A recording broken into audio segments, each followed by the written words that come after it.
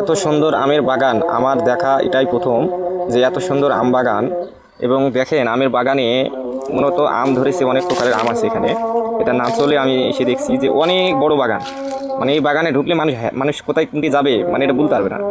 মানে যদি এলোমেলো হয়ে যায়, এখানে যদি 5 জন মানুষ ঢোকে, যদি এলোমেলো হয়ে হারিয়ে যায় তো খুঁজে পাওয়া মুশকিল। মানে এত বিশাল একটি বাগান বা নতুন বাগান। অনেক বড় বড় পুরনো বাগান দেখেছি, কিন্তু নতুন বাগান, এত বড় বাগান এটি প্রথম দেখলাম। এত বিশাল আকৃতির বাগান। এটা আপনার হচ্ছে চাঁপাইনবাবগঞ্জ নাছোলে অবস্থিত।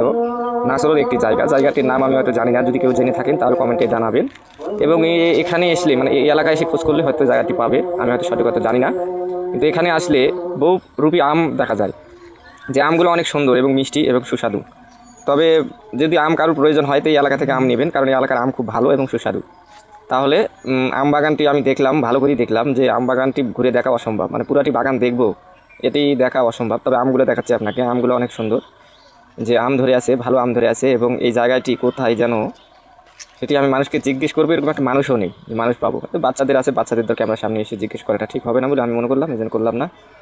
তবে যদি বাগানটি দেখতে ভালো।